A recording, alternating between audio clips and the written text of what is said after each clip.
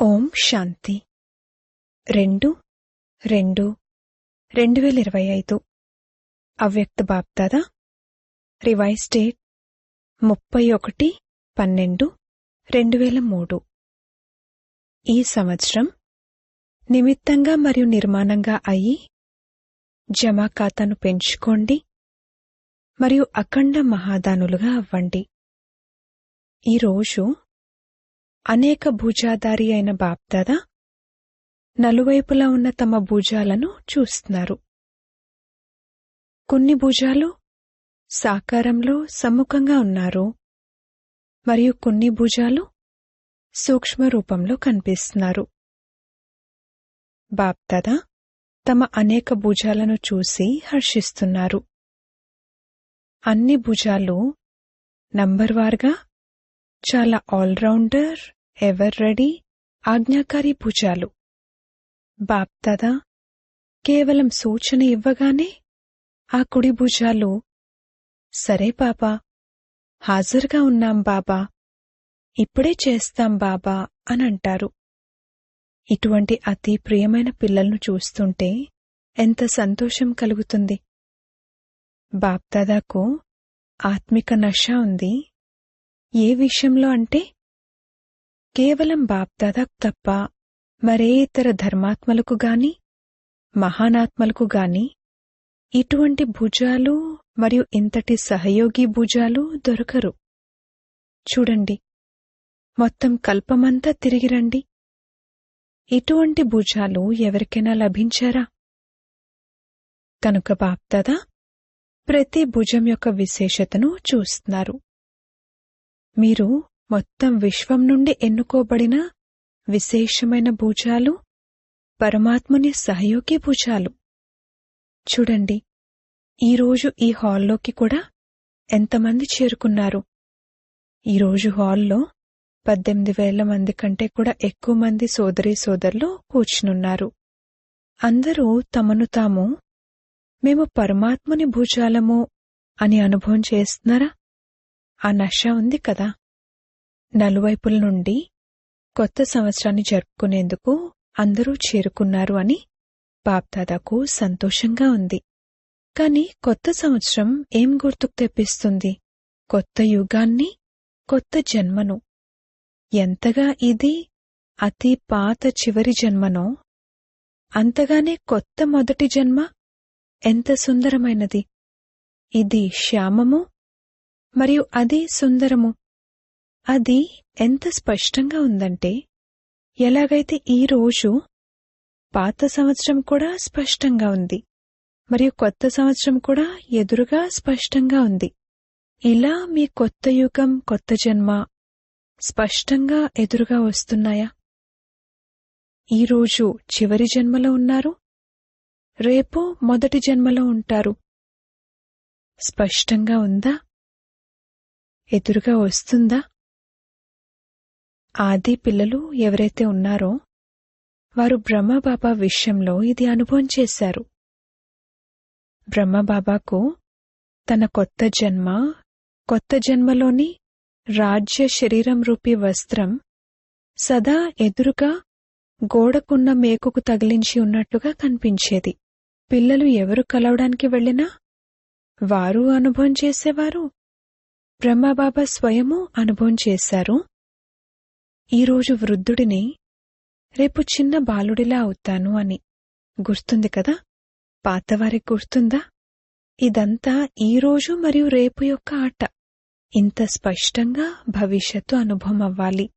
ఈరోజు స్వరాజ్యాధికారులు, రేపు విశ్వరాజ్యాధికారులు. ఉందా నష? చూడండి, ఈరోజు చిన్నపిల్లలు కిరీటం ధరించి కూర్చున్నారు.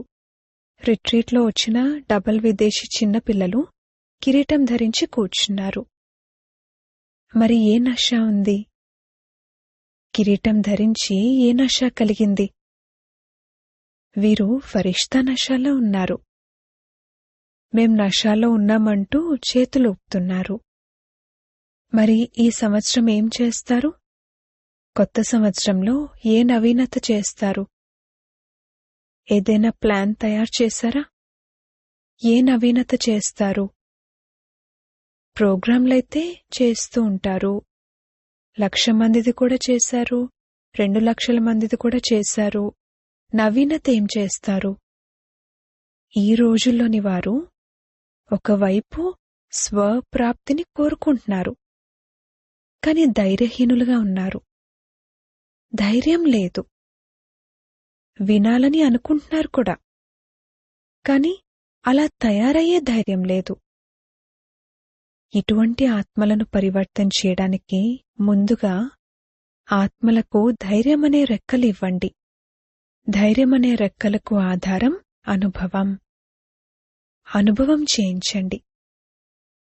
అనుభవం ఎటువంటిదంటే, అది కొద్దిగా దోసిలి అంత లభించిన తర్వాత అనుభవం జరిగితే ఇక అనుభవం అనే రెక్కలనండి లేక అనుభవం అనే పాదాలనండి వాటితో ధైర్యంగా ముందుకు వెళ్ళగలుగుతారు. దీనికోసం విశేషంగా ఈ సంవత్సరం నిరంతర అఖండ మహాదానిగా అవ్వాలి. అఖండ మనసా ద్వారా శక్తి స్వరూపులుగా తయారు చేయండి. మహాదానిగా అయి మనసా ద్వారా వైబ్రేషన్ల ద్వారా నిరంతరం శక్తుల అనుభవాన్ని చేయించండి. వాచా ద్వారా జ్ఞానదానాన్ని ఇవ్వండి. కర్మల ద్వారా గుణాల దానాన్ని ఇవ్వండి. మొత్తం రోజంతా మనసా ద్వారానైనా, వాచా ద్వారానైనా, కర్మల ద్వారానైనా మూడింటి ద్వారా అఖండ మహాదానిగా అవ్వండి. సమయం అనుసారంగా ఇప్పుడు దానీగా కాదు, అప్పుడప్పుడు దానం చేశారు అన్నట్టు కాదు, అఖండ దాని. ఎందుకంటే ఆత్మలకు అవసరం ఉంది. మరి మహాదానిగా అవ్వడానికి ముందుగా మీ జమా ఖాతాను చెక్ చేసుకోండి. 4 సబ్జెక్టులలోనూ జమా ఖాతా ఎంత శాతంలో ఉంది? ఒకవేళ స్వయంలో జమా ఖాతా లేకపోతే మహాదానిగా ఎలా అవుతారు? మరియు జమా ఖాతాను చెక్ చేసుకునేందుకు గుర్తేమిటి? మనసా, వాచా, కర్మల ద్వారా సేవనైతే చేశారు, కాని జమ అయ్యింది అన్నదానికి గుర్తేమిటంటే, సేవ చేస్తూ ముందుగా స్వయం యొక్క సంతుష్టత, దాంతోపాటుగా ఎవరి సేవైతే చేస్తారో ఆ ఆత్మలలో సంతోషంతో కూడిన సంతుష్టత వచ్చిందా? ఒకవేళ రెండు వైపులా సంతుష్టత లేకపోతే సేవా ఖాతాలో మీ సేవ యొక్క ఫలం జమ అవ్వలేదు అని అర్థం చేసుకోండి. బాబ్దాదా అప్పుడప్పుడు పిల్లల యొక్క జమా ఖాతాను చూస్తారు. అందులో అక్కడక్కడ శ్రమ ఎక్కువగా ఉంది, కాని జమ యొక్క ఫలం తక్కువగా ఉంది. కారణం రెండు వైపులా సంతుష్టత యొక్క లోటు. ఒకవేళ సంతుష్టతను అనుభవం చేయలేదు అంటే అది స్వయం కావచ్చు, ఇతరులు కావచ్చు, అప్పుడు జమా ఖాతా తక్కువ అవుతుంది. బాప్దాదా జమా ఖాతాను చాలా సహజంగా పెంచుకునేందుకు గోల్డెన్ తాళం చెవిని పిల్లలకిచ్చారు. ఆ తాళం చెవేమిటో తెలుసా? లభించడమైతే లభించింది కదా. సహజంగా జమా ఖాతాను నిండుగా చేసుకోవడానికి గోల్డెన్ తాళం చెవేమిటంటే, మనసా వాచా కర్మణ ఏ రకమైన సేవ చేస్తున్నా కాని ఒకటేమో స్వయంలో నిమిత్త భావం యొక్క స్మృతి. నిమిత్త భావం, నిర్మాణ భావం, శుభభావం, ఆత్మిక స్నేహభావం. ఒకవేళ ఈ భావాల యొక్క స్థితిలో స్థితి అయి సేవ చేస్తే సహజంగానే మీ ఈ భావాలతో ఆత్మల భావన పూర్తవుతుంది. ఈ రోజుల్లోని వారు ప్రతి ఒక్కరిలోని భావం ఏముంది అనేది నోట్ చేస్తున్నారు. నిమిత్త భావంతో చేస్తున్నారా లేక అభిమాన భావంతో చేస్తున్నారా? ఎక్కడైతే నిమిత్త భావం ఉంటుందో అక్కడ నిర్మాణ భావం ఆటోమేటిక్గా వచ్చేస్తుంది. మరి చెక్ చేసుకోండి, ఏం జమ అయింది, ఎంత జమ అయింది. ఎందుకంటే ఈ సమయంలో సంగమ యుగమే జమ చేసుకునే యుగం. ఇక ఆ తర్వాత కల్పమంతా జమ చేసుకున్న దానికి ప్రారబ్ధం ఉంటుంది. మరి ఈ సంవత్సరం ఏ విశేష అటెన్షన్ పెట్టాలి? మీ జమా ఖాతాలను చెక్ చేసుకోండి. చెక్కర్గా కూడా అవ్వండి, మేకర్గా కూడా అవ్వండి. ఎందుకంటే సమయ సమీపత యొక్క దృశ్యాలను చూస్తున్నారు. మరియు అందరూ బాప్దాదాతో మేము సమానంగా అవుతాము అని ప్రతిజ్ఞ చేశారు. ప్రతిజ్ఞ చేశారు కదా. ఎవరైతే ప్రతిజ్ఞ చేశారో వారు చేతులెత్తండి. పక్కాగా చేశారా లేక పర్సంటేజ్లో చేశారా? పక్కాగా చేశారు కదా. మరి బ్రహ్మబాబా సమానమైన ఖాతా జమ అయి ఉండాలి కదా. బ్రహ్మబాబా సమానంగా అవ్వాలంటే బ్రహ్మబాబా యొక్క విశేష చరిత్ర ఏం చూశారు? ఆది నుండి మొదలుకుని అంతిమం వరకు ప్రతి విషయంలో నేను అన్నారా లేక బాబా అన్నారా?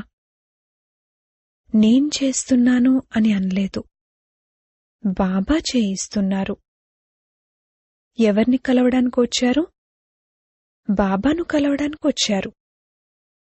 నేను అనేది లేకుండా ఉండటాన్ని, అది అవిద్యగా ఉండటాన్ని చూశారు కదా. చూశారా? ప్రతి మురళిలో బాబా బాబా అంటూ ఎన్నిసార్లు గుర్తు చేయిస్తారు. మరి సమానంగా అవ్వడమంటే అర్థం ముందుగా నేను అన్నది లేకుండా ఉండాలి. బ్రాహ్మణుల్లో నేను అన్న భావన కూడా చాలా రాయల్గా ఉంటుంది అని ఇంతకుముందు వినిపించాము. గుర్తుంది కదా, వినిపించాం కదా. బాప్దాదా ప్రత్యక్షత జరగాలి, బాప్దాదాను ప్రత్యక్షం చెయ్యాలి అని అందరూ కోరుకుంటారు. ప్లాన్లు చాలా తయారు చేస్తారు, మంచి ప్లాన్లు తయారు చేస్తారు. బాప్దాదా సంతోషిస్తున్నారు. కాని ఈ రాయల్ రూపంలో ఉండే నేను అన్న భావన ప్లాన్లో, సఫలతలో కొంత పర్సంటేజ్ను తగ్గించేస్తుంది. న్యాచురల్గా సంకల్పాలలో, మాటలలో, కర్మలలో ప్రతి సంకల్పంలో బాబా బాబా అన్నది స్మృతిలో ఉండాలి. నేను అన్న భావన కాదు. బాప్దాదా చేయించేవారు చేయిస్తున్నారు. జగదాంబ యొక్క విశేష ధారణ ఇదే. జగదాంబ యొక్క స్లోగన్ గుర్తుందా? పాతవారికి గుర్తుండుంటుంది. గుర్తుందా? చెప్పండి. హుకుమీ హుకుం చలాయే రహా. ఏది జరుగుతున్నా అది ఆజ్ఞాపించేవారు ఆజ్ఞాపిస్తున్నారు. ఇదే జగదాంబ యొక్క విశేష ధారణ. మరి నంబర్ తీసుకోవాలి, సమానంగా అవ్వాలి అంటే నేను అన్న భావన సమాప్తమవ్వాలి. నోటి నుండి ఆటోమేటిక్గా బాబా బాబా అన్న పదమే వెలువడాలి. కర్మలలో మీ ముఖంలో బాబా యొక్క మూర్తి కనిపించాలి. అప్పుడు ప్రత్యక్షత జరుగుతుంది. బాప్దాదా ఈ రాయల్ రూపం యొక్క నేను నేను అనే పాటలు చాలా వింటూ ఉంటారు. నేనేదైతే చేశానో అదే రైట్, నేనేదైతే ఆలోచించానో అదే రైట్, అదే జరగాలి. ఈ నేను అనేది మోసం చేస్తుంది. ఆలోచించండి, చెప్పండి, కాని నిమిత్త మరియు నిర్మాణ భావంతో. బాప్దాదా ఇంతకు ముందు కూడా ఒక ఆత్మిక డ్రిల్ నేర్పించారు. ఏ డ్రిల్ అది? ఇప్పుడిప్పుడే మాలిక్, యజమాని, ఇప్పుడిప్పుడే బాలక్. ఆలోచన అందించేటప్పుడు యజమాని స్థితి, మెజారిటీ వారు చెప్పింది ఫైనల్ అయిన తర్వాత బాలక స్థితి. ఈ విధంగా యజమాని మరియు బాలకుడు ఈ ఆత్మిక డ్రిల్ చాలా చాలా అవసరము. కేవలం బాప్దాదా శిక్షణ రూపంలో ఇచ్చిన 3 పదాలను గుర్తుంచుకోండి. అందరికీ గుర్తున్నాయా? మనసాలో నిరాకారి, వాచాలో నిరహంకారి, కర్మలో నిర్వికారి. ఎప్పుడు సంకల్పం చేసినా నిరాకారి స్థితిలో స్థితి అయి సంకల్పం చేయండి.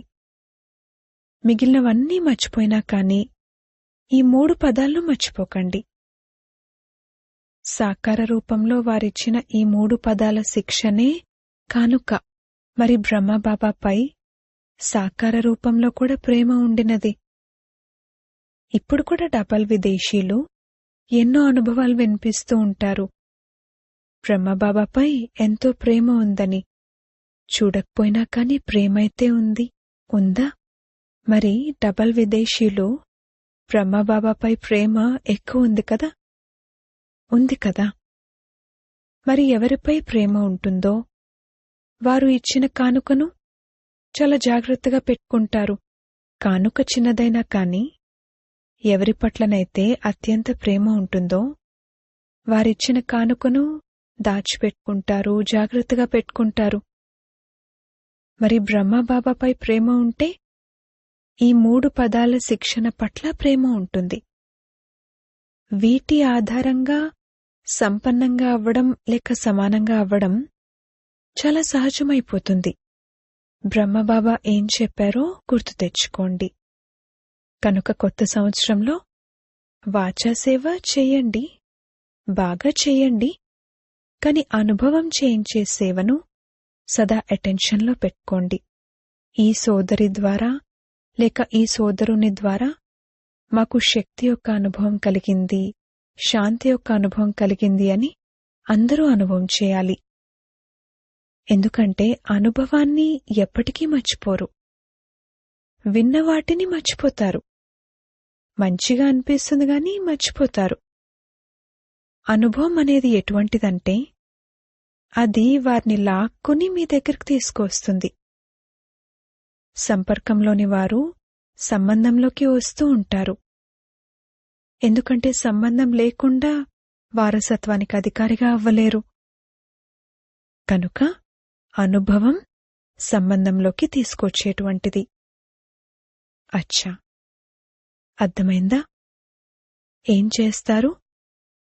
చెక్ చేసుకోండి.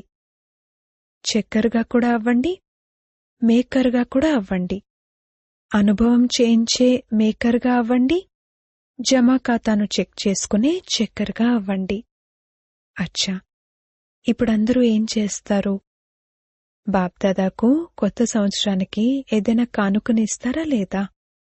కొత్త సంవత్సరంలో ఏం చేస్తారు? ఒకరికొకరు కానుకలు ఇచ్చుకుంటారు కదా.